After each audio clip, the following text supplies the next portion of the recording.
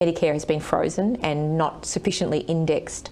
So we have a balance of public and private. I'm not really for one or the other because we don't really want to have an American style health system where there's a large GDP spend and the outcomes aren't always good. I talk a lot about the inverse care law, which is the people who have the greatest burden of healthcare often have the least ability to pay for it.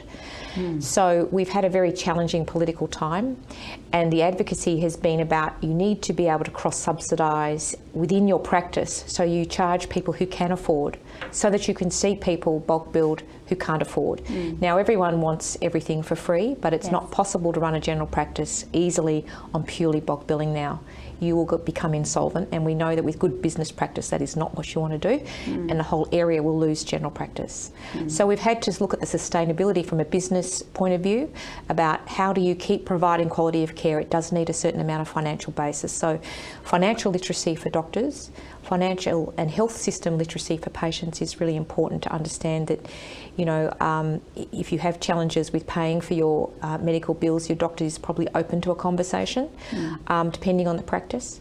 And it is a very difficult situation for us because the Medicare is the patient's insurance. It's not something we determine. It's what the government has set as a subsidy for healthcare, and it hasn't kept pace with the cost of delivering quality healthcare. It must be so heartbreaking for physicians to actually think some patients aren't seeing me because they can't afford the care. That's the reality, right? And you wouldn't expect that in Australia. No, what's really grieving a lot of doctors and I think contributing to workforce issues are that people are finding that we're developing a two-tier health system. So if you are not privately insured, if you haven't got cash for gaps, then, you know, potentially your choices are more limited by that. And we know, for instance, that a patient in a public hospital can get all of their allied health care pretty much. There's physio, their dietetics, occupational therapy, psychology.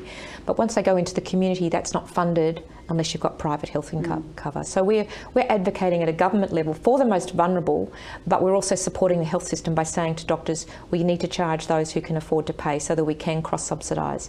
And it's a very, you know, health system funding is debated all over the world, so I don't want to get into the depths of it, but it's a very difficult, but it's mostly political. Which is sad.